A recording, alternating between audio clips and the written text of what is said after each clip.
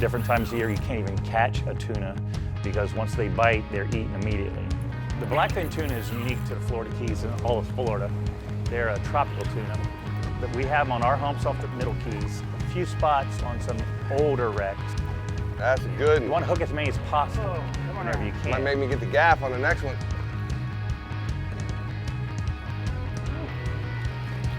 Oh, that leader's still frayed up.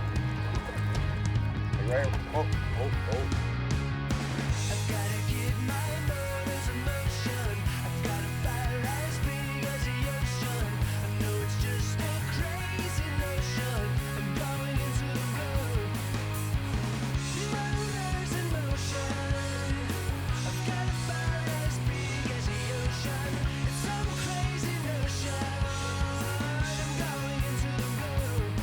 Simrad's Into the Blue, presented by Yellowfin, with Captain Scott Walker and Captain Steve Rodger.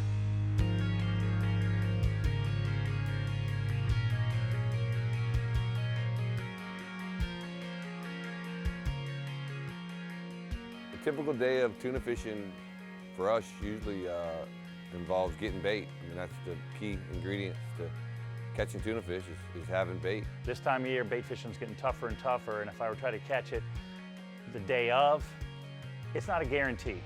There's a lot of pressure on the pilchard, so you got to get up early, be the first ones there, start throwing that cast net, and you got to throw it and throw it and throw it. The water's shallow, they're moving fast.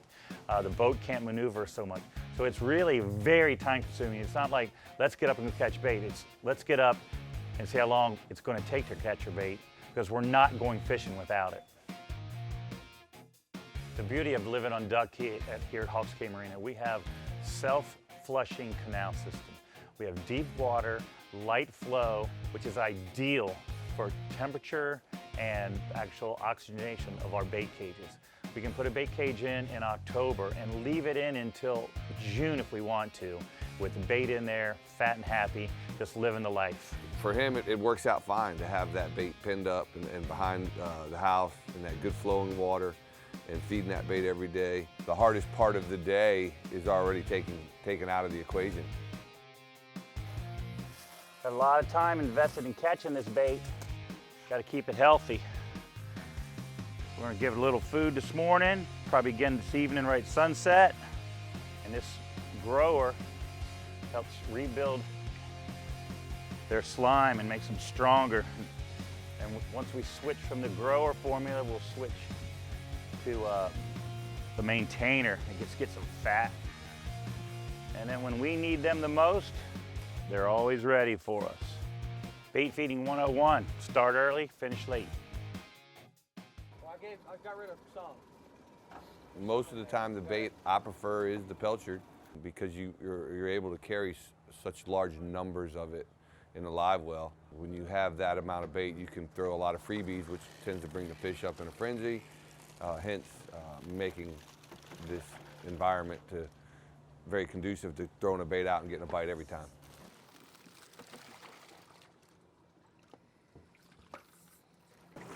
These will start eating, baby. I can't believe how good they look.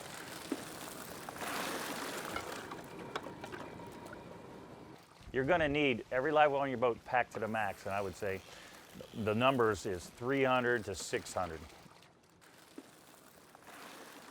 All right, so we're fully loaded with fuel. It's 1 o'clock, we'll be out to the hump around 2. Let's go feed them to the tunas. Sounds like a plan. All right, buddy.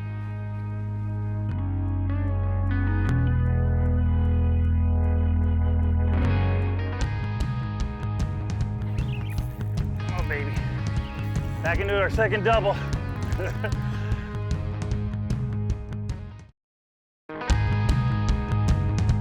Simrad's Into the Blue, presented by Yellowfin, is brought to you by Simrad, go with confidence. Bubba, the ultimate lifestyle.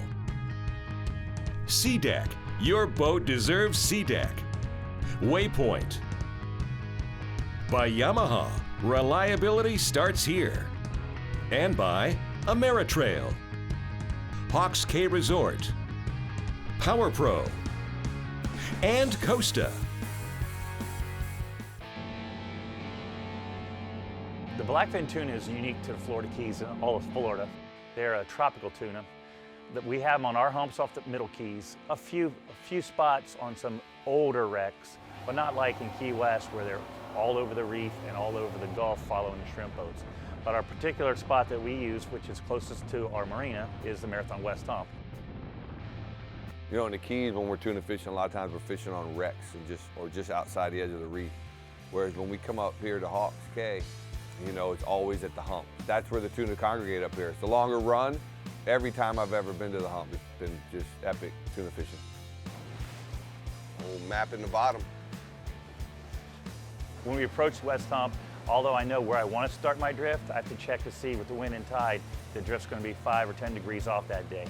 And it's just a matter of going over the highest spots in a little S pattern and actually seeing where the tunas are. They usually lay at about 200 feet to 220, which makes me believe that the Gulf Stream is not running right there. They're kind of right underneath the speed of the actual current, so they don't waste energy until it's time to feed.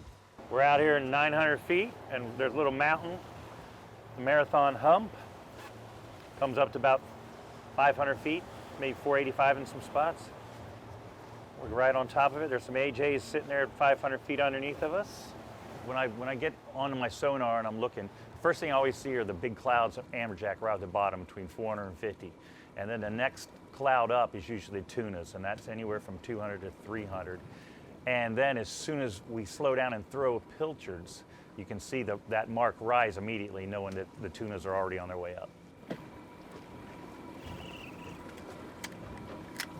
Basically, you just got to wake those fish up. You know, they're there, and we just start trickling out some of those free baits, and you just keep your eyes out on the surface, and you'll see them bust. They're right behind us now.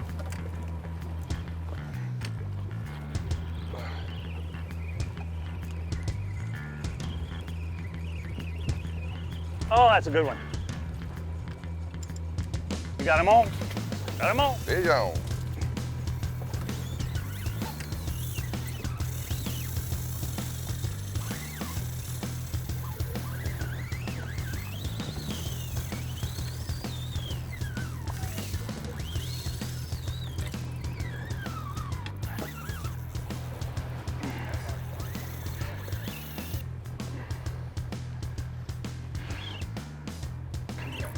Yeah.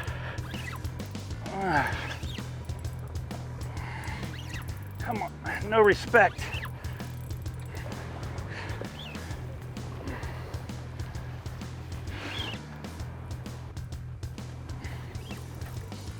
Oh, here comes the waves. Now we're 900 feet. It's so funny, the Gulf Stream rolls over that 500-foot mound. It gives you a nice cushion for about 600, 700 yards of calm. Then it dives back down to 1,200 feet. Look how rough it gets. How fast are we drifting? We're drifting 3 knots. It's flying out here. That's why our trip out here took so long. Come on, come on. Don't go back down. There's something down there that wants to eat you. Something up here wants to eat you. Come on. Come on. Come on. No. No. No, no, no.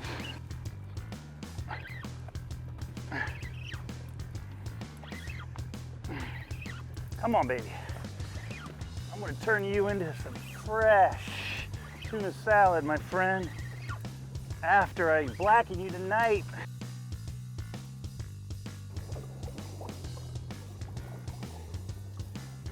Oh, okay.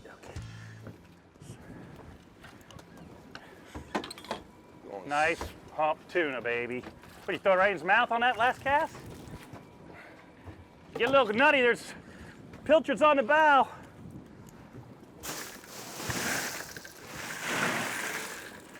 Can't get enough Into the Blue, but make sure you follow us on Facebook, Instagram, and Twitter. Hashtag us in some of your big fish photos, and we'll feature you as Fan of the Week. See you there.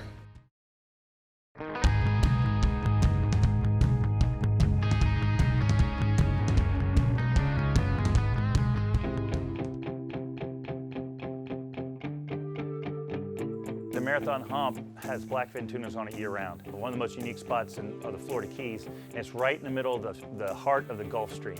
The front end, will have 950 feet of water, and the crown comes up to 485 feet for about 2 football fields. And on the backside, there's a big old hole. It drops over to 1,200 feet, all in a quarter of a mile. So you have the Gulf Stream ramming up against it, bringing the upwelling of nutrients, creating a microbloom all day long for small fish, big flying fish, squid to feed and grow. And the pelagists sit right there, right underneath all the bait fish, and decide what time of day to come up and feed.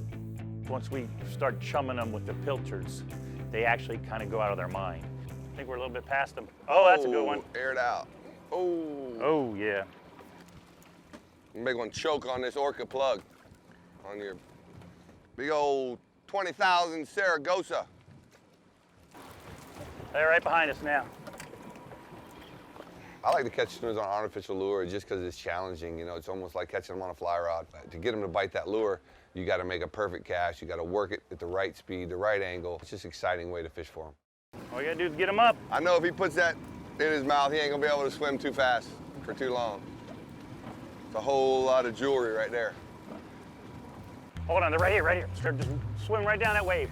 Oh, you're money. The size of tuna we catch here in Hawks Cay, it varies. Anywhere from 5 pounds to upper 28-pound fish. They're right there. Look at them, right there. I'm in it. That's a good boil. Oh, I got him, Scott. Back into our second double. How you doing? You've been really quiet. You've got a good one? Nah, just first one didn't work out too well, so I'm hoping we're gonna catch this one. We can turn their heads. Where are we at? Good move. We'll pop it off.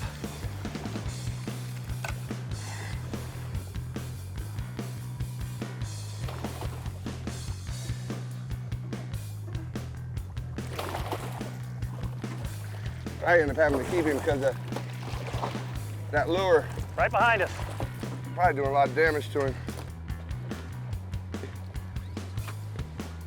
Always my favorite, tuna on artificial. In winter, it's always tunas. Tunas, tunas, tunas. Then in spring, it's tunas and dolphin. And then, right at the beginning of summer, it's tunas and sails. It's very important, I feel, is that we don't throw a lot of bait as we're drifting up here, as we're drifting back, because you're spreading those fish out. We tend to start a drift, chum, chum, chum, and then finish the drift out, get back up to that same exact spot, and start throwing bait again. It kind of just creates a little pattern for those fish to feed. No matter how much bait you have, you're going to run out between 60 and 90 minutes. So you just want to pick your mark. What you got, buddy? I got a freight train. Got you a tuna fish? It gets rough on the other side of this thing. Yes, buddy. Fish are getting all the advantages. I'll get it. Oh, that's a beautiful tuna. Nice. Come on. No respect on these 20-pounders.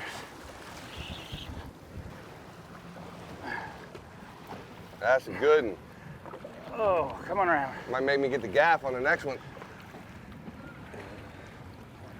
Whew. I was in the shark's mouth. That leader's still frayed up. Like right here. Oh, oh, oh, oh, oh, oh, oh. I got it. All right. Feel that leader right there. I see it. I'm cutting it off. Thanks, buddy. Pretty much on every fish, I like to cut the leader and then retie a new hook, because you're fishing such light line, you don't want to throw it out there again, because chances are you'll get broke off. All right, we're going back, make another drift.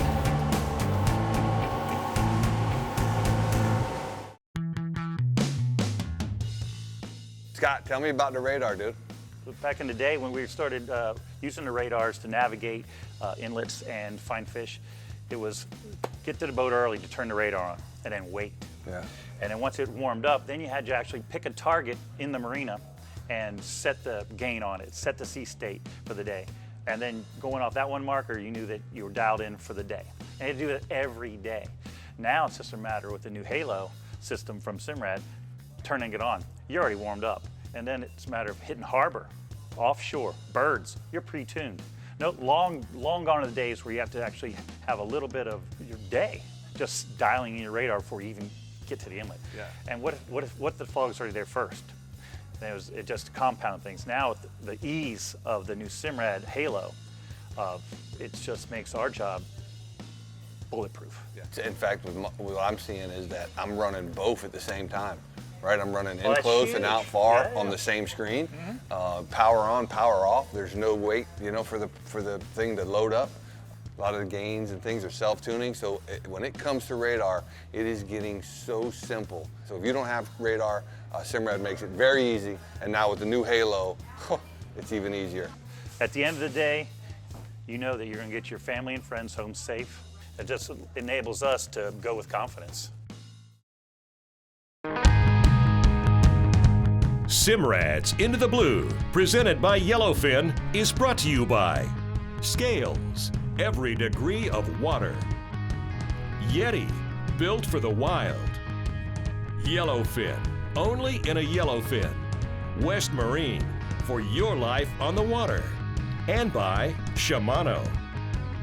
Big Pine Key. Nikon. Ocean's Edge Resort and Marina. And by Spear One Charters.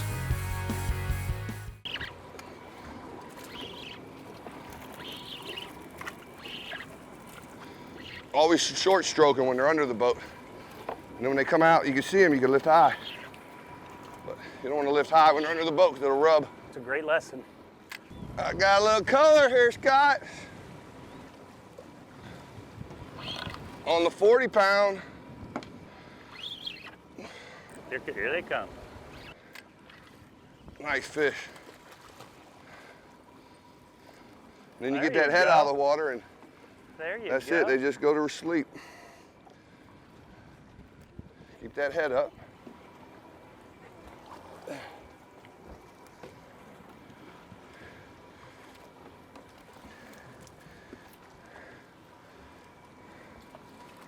Double check, but I think that's lucky 7. Pretty, the day, baby. pretty fish. 500 pilchards in the back of the dock. Most important thing after procuring the bait, getting the boat to the spot and catching the fish is taking care of the fish. You gotta have a great quality cooler. We're lucky enough to have wonderful Yeti coolers. We can put as much ice as we need and it's there all day, all week. And then once we're ready to come home, we add a little salt water to encapsulate the fish in the ice. And but by the time we get home, we have a perfectly prepared tuna for the fillet table. Oh yeah, tuna fish tonight. Oh yeah, now we're talking. Got a bite. I know you got a lot going on. Close that bail. I did. Okay, thank you. No, no, no, no, I no. think you're out of the shark zone. No, no, no, Oh, no, you catch no. a popsicle wrapper?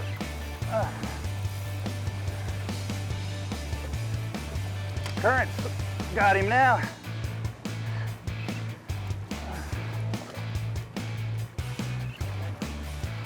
Look at him right there. Now we got him. Oh, that's a nice jump. Whoa, see that one? You got 6 feet in the air. Oh.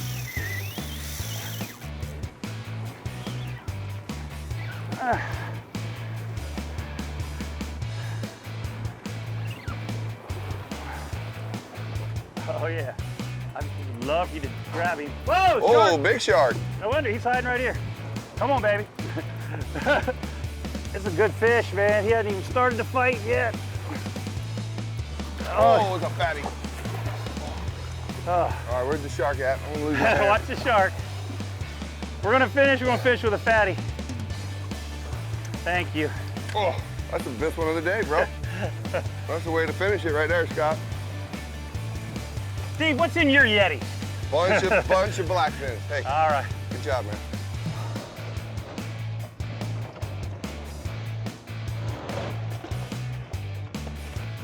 Scotty, that ain't our 10 limit, but I'm wore out, dude. Okay, we're out of here, buddy. Tell you what, nothing nice. Just be able to run right to the dock and grab 500 pilchards, baby. Oh, yeah. The way we like it. What are you doing your days off? Fish for bait. Got it.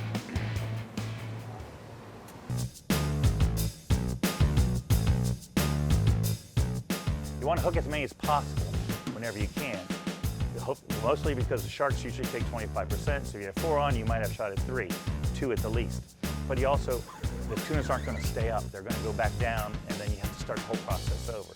So I've always had as many rods ready, and when they're biting, I try to hook as many as possible in case that's the only time of the day they come up. Just because they come up 3 or 4 times doesn't mean I'm going to have enough bait for them to come up 3 or 4 times. There you go, boss. Every time I've ever been to the hump, it's been just epic tuna fishing. Oh, this one's mad. He is really mad.